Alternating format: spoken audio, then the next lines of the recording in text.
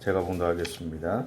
이스라엘아 들으라. 우리 하나님 여호와는 오직 유일한 여호와이시니 너는 마음을 다하고 뜻을 다하고 힘을 다하여 내 하나님 여호와를 사랑하라. 아멘. 어른이 되어서 사랑을 모르는 사람은 아마 없을 겁니다. 한 번도 사랑을 안 해본 사람도 없고, 사랑이라는 것이 무엇인지에 대해서 사실은 이야기할 수 없는 사람도 없지만, 막상 사랑이 뭐냐라고 묻는다고 그러면 그걸 한마디로 정의하기가 정의내리가 좀 어려운 것들을 경험할 경우가 많습니다. 일반적으로 사랑에 대해서 이야기할 때 사람들은 그렇게 정의를 합니다. 좋아하고 아끼는 마음이다. 하지만 이 사랑이라는 것은 이론보다, 이런 이론보다는 행동으로 증명되어져야 하는 것이기 때문에 사실은 우리가 살아가면서 조금 더 어렵다라고 할 수 있죠. 헬라어에서는 사랑에는 네 가지 헬라어의 단어가 있어요. 첫째는 뭐냐면 육체적 사랑을 의미하는 에로스라는 단어입니다. 그리스 신화에서는 이 에로스가 사랑의 신을 의미하고요. 이것을 로마 신화에서는 큐피트라고 표현하기도 하고 아모르라고 부르기도 합니다. 이 에로스는 일반적으로 우리가 그냥 이성 간의 사랑을 뜻하는 말로 이해를 합니다. 그리고 이 고대 그리스와 라틴어에서는 이 말의 의미를 욕망이다라고 그렇게 표현을 합니다. 그러다 보니까 여기서 말하는 이 에로스라는 것은 충동적인 성애적 쾌락을 의미한다라고 이야기하기도 합니다. 두 번째는 우정을 나타내는 단어로 필레오 또는 필리아라고 그렇게 부르기도 합니다. 이것은 자기를 위해서가 아니라 친구가 잘 되기를 바라는 순수한 마음으로 좋은 일을 빌어주는 마음이다라고 할 수 있습니다. 그러다 보니까 이 필레오라는, 그러니까 우정을 말하는 이 말에는 여기는 성적인 욕구가 없어요. 이 같은 사랑이지만 여기에는 성적인 욕구가 없습니다. 예전에 한 친구에게 제가 이런 질문을 한 적이 있어요. 그때 그 당시만 해도 좀 그런 이야기 좀 유행했던 것 같아서 기억이 그렇게 나는데, 친구한테 한번 물어봤어요. 야, 너 나 대신 죽어줄 수 있냐 물어봤어요.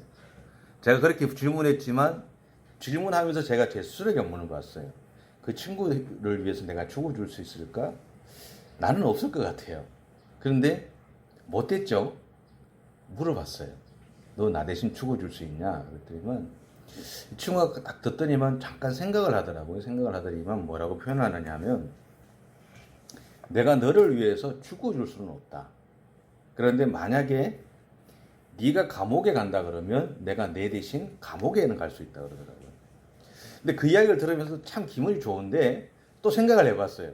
내가 얘 대신 감옥에 갈 수 있을까? 질문을 제가 했잖아요. 안 갈 것 같아요. 참 못했잖아요.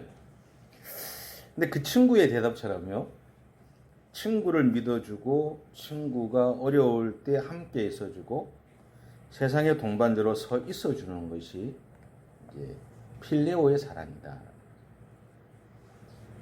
세 번째는 혈통적인 사랑이라고 표현하는데요. 이거는 스톨게라고 그렇게 얘기하는데, 이거는 가족에 대한, 그리고 가족 간에 나타나는 사랑을 의미한다고 합니다. 그러니까 네 번째는 이제 무조건적인 사랑으로 우리가 잘 알고 있는 아가페라고 이렇게 표현하죠. 이것을 세상 사람들은 이제 신적인 사랑이다라고 이야기를 합니다. 근데 이 중에서 이 네 가지 사랑 중에서 하나님이 우리를 사랑하시는 것은 뭘까요? 아가페적 사랑이죠. 이 아가페적 사랑에는 자기를 부정하고 자기를 희생하는 사랑이 포함되어 있습니다. 그러니까 예수 그리스도의 십자가의 사랑, 예수 그리스도의 십자가의 사랑, 십자가를 통해서 자기의 생명을 내어주고 자기의 생명이 다 죽음의 순간까지도 우리를 사랑해 주신 그 사랑, 그것이 바로 이 아가페적인 사랑이고 우리가 받은 사랑이죠. 그래서 기독교를 사랑의 종교라고 하는 겁니다. 그러니까 우리가 나는 사람들을 막 사랑하기 때문에 사랑의 종교가 아니라요, 기독교 자체가 이미 예수 그리스도로부터 우리가 감당할 수 없는 무조건적인 사랑을 받고 있기 때문에 기독교를 사랑의 종교라고 표현합니다. 오늘은 이 하나님이 우리에게 주신 사랑과 내가 하나님을 향해 드려야 하는 이 사랑에 대해서 말씀을 좀 나누려고 그렇게 합니다. 중심은 이제 하나님이 우리를 향해서 주셨던 그 사랑을 중심을 가지고 있을 겁니다. 정신 지체인 1급과 2급인 광식 씨와 광호 씨라는 분이 있습니다. 예전에 TV에서 나왔던 분들인데 이분들은 아버지를 참 좋아했다 그래요. 그래서 왕복 3시간이나 되는 길들을 걸어서 사이다를 사다 드렸대요. 아버지가 좋아하니까. 근데 왜 이 사람들이 이 왕복 3시간을 왔다 갔다 하면서 사이다를 사왔을까? 1시간 반을 걸어서 가서 사이다를 하나 사가지고 1시간 반을 걸어오면 그 사이다는 이미 뜨겁죠. 시원함이 사라졌죠.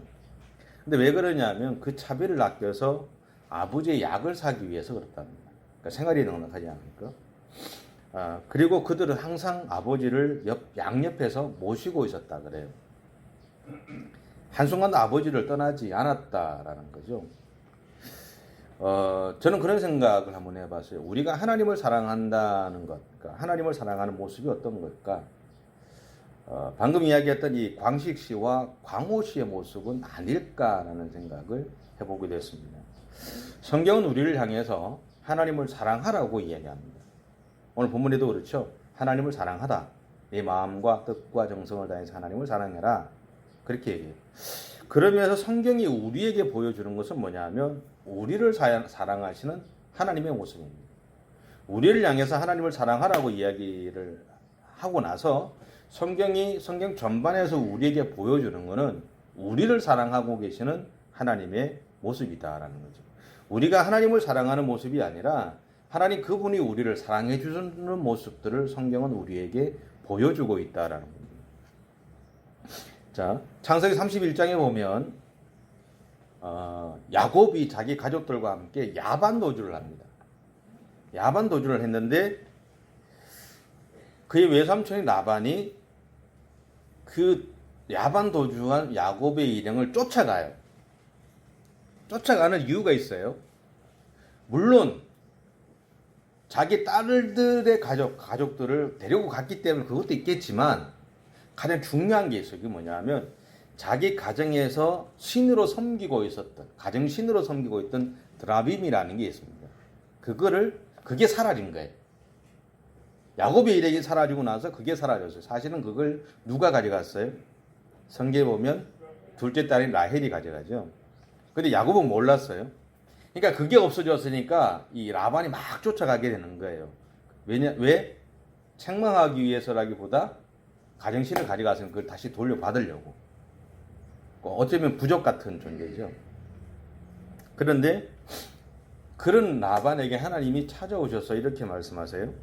너는 야곱에게 아무런 일도 행하지 말라 그래요. 여러분 라반의 입장에서 한번 생각해 보시면 자기 가정에서 섬기던 신이에요. 어쩌면 가장 중요한 존재이겠죠. 그것을 빼앗아갔어요. 그러니까 라반의 입장에서는 굉장히 큰 화를 품고 야곱을 쫓아가고 있는 입장입니다. 그런데 하나님의 말씀을 들은 다음에 라반은요 오히려 야곱을 축복해 줍니다. 드라빔을 훔쳐갔다는 이야기도 하지 않아요. 그냥 야곱을 축복합니다. 다만 성경에 보면 라헬이 훔쳐갔던 것에 대해서만 증언할 뿐이지 야곱은 몰라요. 이 모습을 바라보면서 저는 그런 생각이 들었어요. 우리가 어릴 때 보면 우리 뒤에 이렇게 보면 형이나 누나나 언니가 딱 서 있으면 누구도 안 건드리잖아요. 그렇잖아요? 형이 없으셨어요? 형이나 저는 없었어요. 사실은 없었으니까 제 주변의 친구들이나 아니면 선배들이 있으면 그래요. 거기다가 또 언제나 우리 곁을 지켜주는 부모님 같은 모습. 이 당시 이 모습 속에서 하나님의 모습이 그 모습이 아닐까 하는 생각을 했어요. 근데 사실 우리 중에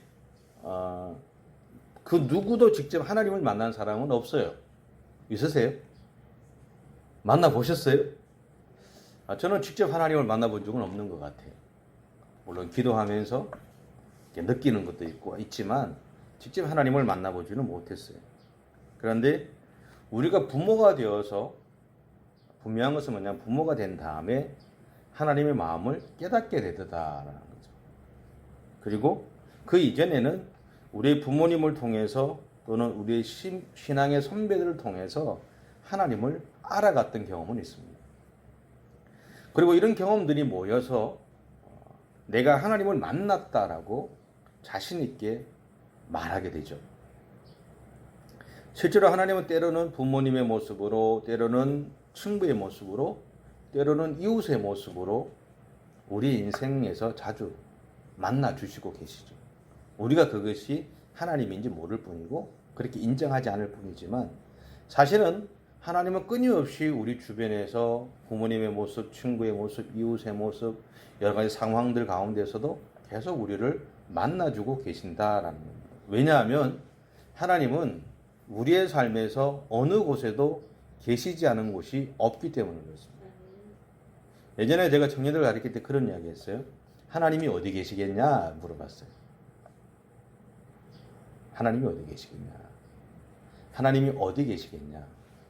저는 안경을 꼈잖아요. 그죠? 안경 꼈는데 요 앞에 있는 게 보일까요? 안경 낀 사람한테? 이게 중간에 있는 이게 안쪽이 보일까요? 그게 보이세요? 안 보이죠? 저는 그렇게 설명했어요. 하나님은 요 안에 있는 내 눈에 보이지 않지만 요 앞에서 나와 함께 계신다.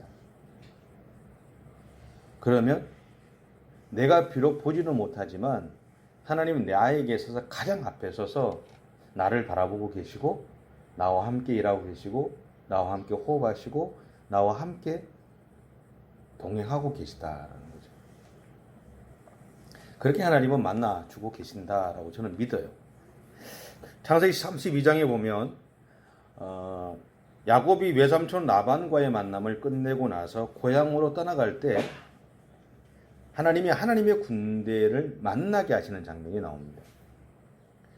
이것은 하나님이 야곱의 여정 가운데 하나님의 군대를 보내서 동행하시겠다라는 거죠.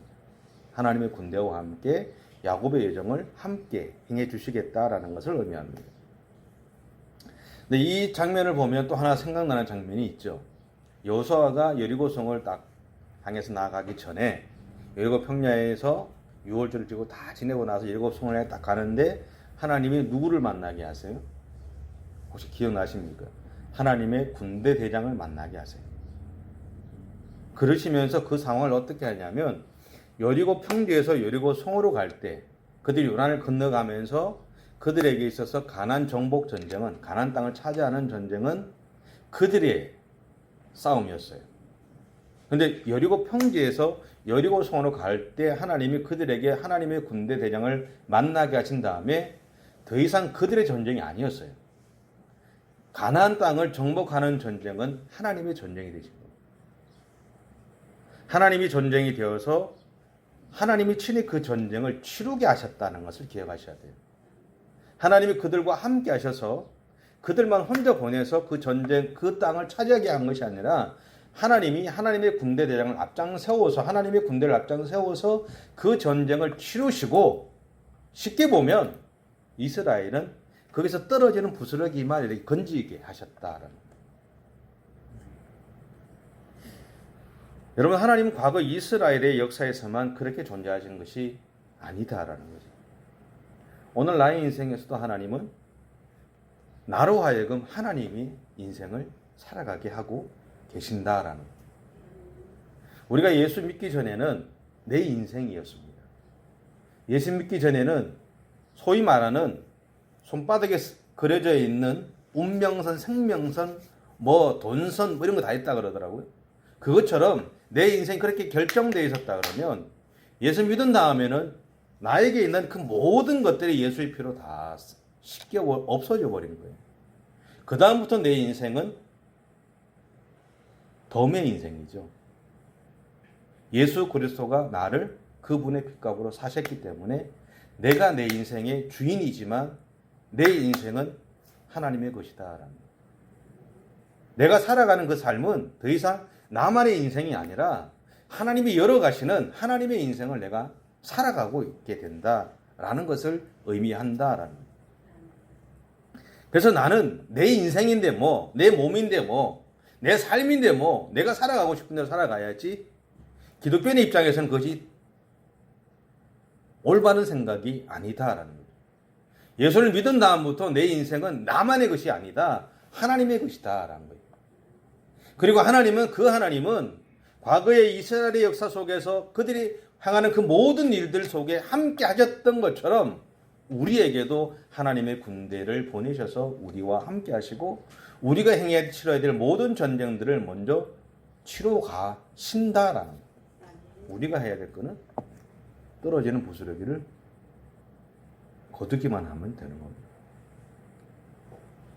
그래서 우리에게 필요한 것은 하나님의 인도하신 대로 순종하고 따라가는 것이죠.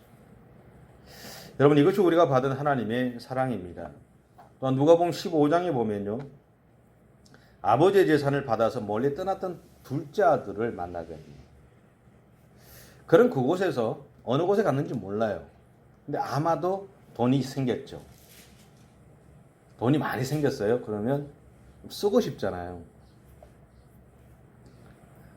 좋은 데 갔겠죠. 이왕이면. 그렇잖아요. 돈도 있는데 좋은 데 가죠. 얼마나 좋은 데인지는 모르겠어요. 아주 좋은 데 갔어요. 좋은 데 갔는데 그곳에서 자기가 하고 싶은 대로, 쓰고 싶은 대로, 즐기고 싶은 대로 그 돈을 다 쓰고 살았어요. 근데 돈이라는 거는요, 꽃감 빼먹듯이 빼먹으면 어떻게 돼요? 떨어져요.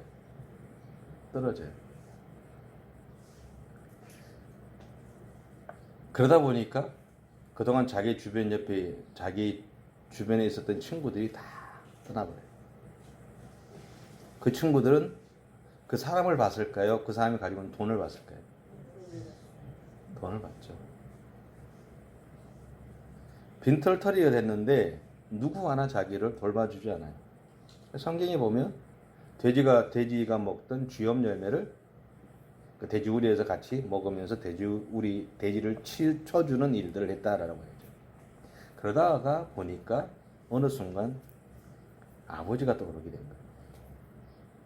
내가 아버지에게 돌아가겠다 결정하고 아버지에게 돌아가게 되죠. 근데 이 아들이 돌아왔을 때 아버지가 어떻게 하셨어요? 성경 한번 찾아보시겠습니까? 누가복음 15장입니다. 누가복음 15장 20절 20절부터 24절까지 같이 읽어볼게요. 누가복음 15장 20절부터 24절까지 같이 한번 읽겠습니다. 시작. 일어나서 아버지께로 돌아가니라.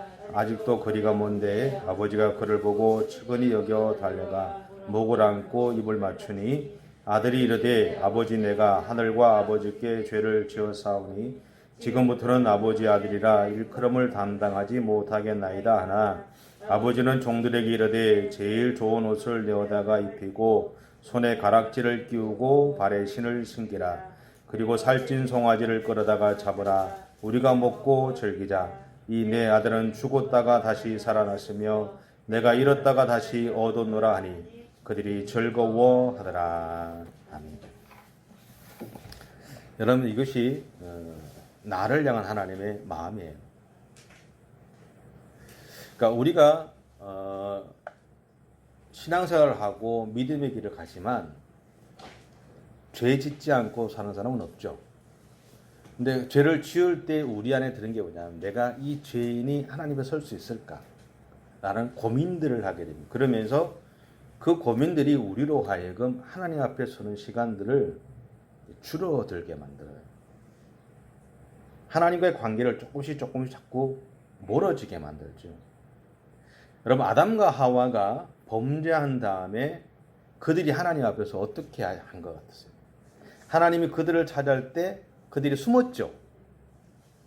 그들이 하나님 앞에 범죄하지 않았을 때 그들은 하나님과 어떻게 했어요?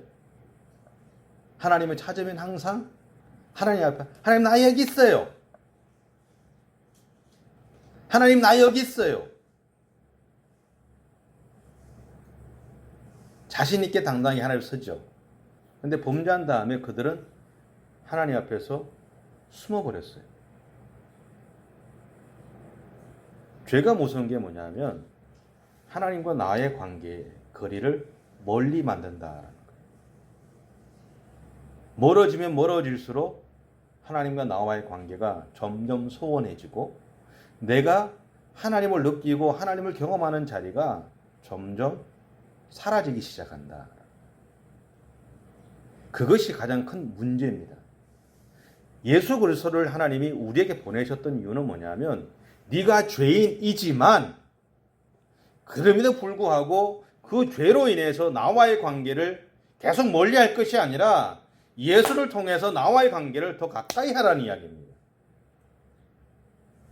하나님과의 관계를 더 가까이 하게 되라는 이야기. 아담과 하와가 죄를 짓기 전처럼 내가 너희를 부르면 네, 제가 여기 있어요. 네, 여기 있어요. 언제나 나와 함께 대면하여 보자라는 그 길을 하나님이 만드신 거예요. 여러분, 하나님은요, 우리가 예수를 안 다음부터는 내가 비록 죄를 지어도 그 죄가 나로 내 안에, 내 마음 안에 하나님과의 관계를 자꾸 멀리 만들어 갈 거예요. 그때 밀어버리세요. 아니야? 나 그래도 하나님 앞에 설 거야. 왜? 하나님은 나를 기다리고 계시니까. 나를 기다리고 계시는데 내가 하나님 앞에 섰을 때 나를 책망하기 위해서 기다리고 계신 것이 아니라 나를 다시 당신의 자녀로, 당신의 자녀의 위치로 회복시키기 위해서 나에게 내가 하나님을 떠났던 그 시간들을 없는 것 같이 만들기 위해서 동일하게 나를 만나주시고 사랑해주신다. 왜? 돌아온 아들을 향해서 아버지가 그랬을까요? 가락지를 끼우고 옷을 입히고 실을 신겨라. 떠나기 전 내 모습과 똑같이 만들어라. 그럼 우리가 하나님 앞에 서야 될 이유가 바로 거기에 있습니다. 하나님 그분은 우리가 하나님 앞에 돌아왔을 때, 돌아오기를 기다리시고 돌아왔을 때 이전과 똑같이 우리를 동일하게 사랑하시고 대우하신다. 그럼 여러분이 의지할 분은 하나님밖에 없습니다. 아멘. 우리가 찾아가야 될 분은 하나님밖에 없습니다. 아멘. 자녀는 부모를 닮는다고 해요. 그죠? 닮죠? 그렇게 닮지 마라 그래도 꼭 닮아요. 그리고 이왕이면 좋은 거 닮으면 좋은데 꼭 나쁜 거 닮아요. 그죠? 여러분, 우리는 하나님의 자녀지요. 그렇다면 우리 안에도 이러한 하나님의 사랑이 있을까요? 당연히 있겠죠. 그래서 우리는 그 사랑을 실천하며 살아갈 수 있는 겁니다. 사랑할 사랑이 우리 안에 있다라는 거죠. 그래서 성경은 우리를 향해서 하나님을 사랑하고 이웃을 향해서 그 사랑을 실천하라고 명령했던 것입니다. 성경의 모든 메시지는 하나로 귀결됩니다. 그거는 뭐냐면 하나님 사랑과 이웃 사랑입니다. 예수님이 우리를 위해 십자가를 지신 것도 하나님의 사랑하심이었고 세상이라는 이웃을 향한 사랑의 발로였습니다. 그리고 우리가 복음을 전하는 것, 봉사하는 것, 친교하는 것도 바로 이웃을 향한 사랑의 발로라는 겁니다. 우리가 예배를 드리는 것은요, 하나님을 사랑하는 또 하나의 방법이고 모습인 겁니다. 내가 하나님을 사랑하는 방법이고 모습이라는 거예요. 우리가 신앙교육을 받는 것도 그 하나님의 사랑을 배워가는 시간들이라는 거죠. 그런데 이러한 하나님의 사랑은 한 단어로 귀결됩니다. 그것은 뭐냐 하면 저는 그렇게 정의를 내립니다. 선교다. 복음 전합니다. 이것은 예수님이 성천하시면서 우리에게 부탁하신 절대 명령이죠. 마태복음 28장 19절과 20절인데 같이 한번 읽어볼까요? 마태복음 28장 19절 20절.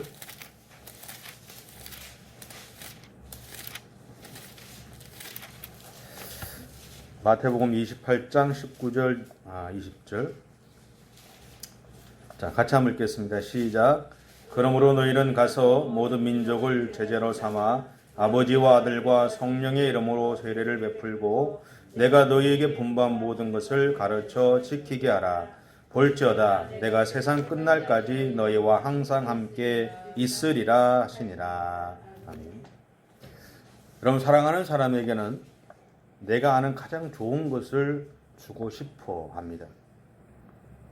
여러분의 인생에서 가장 좋은 것이 예수님이라면, 그리고 천국이고 복음이라면 이것을 전하는 일, 곧 그 사랑을 실천하는 삶을 살아가시기를 바랍니다. 그리고 저는 우리 교회가 예수님의 명령을 잘 감당하는 교회가 되었으면 좋겠어요. 그러기 위해서 우리 안에 먼저 섬김과 사랑이 있어야 되겠죠. 그 이유는 내 안에 사랑이 충만해야 나눌 수 있기 때문입니다. 그러니까 여러분 안에서 사랑이 있어야 돼요. 섬김이 있어야 돼요. 나 지금까지 해요. 그 이야기가 아니에요. 우리 안에 계속적으로 끊임없이 서로를 향한 사랑하는 마음, 영혼을 향한 사랑하는 마음, 이웃을 향한 사랑하는 마음들이 있어져야 된다라는 거예요. 근데 그것은, 그 충만함은 결국 내 안에 하나님이 주신 사랑이 가득히 채워져야 되죠. 근데 그 하나님이 주신 사랑이 가득히 채워지는 방법은 내가 하나님과 관계가 좋아야 되겠죠. 그죠? 여러분의 삶에서 하나님과의 관계가 좋으셨으면 좋겠어요. 그리고 여러분의 가득 채워진 그 사랑을 가지고 그 하나님의 사랑을 잘 실천하고 나누며 살아가십시오. 그것이 바로 내가 하나님을 사랑하는 삶의 모습입니다. 그 모습들이 저와 여러분의 삶에 충만하시기 바랍니다. 기도하겠습니다.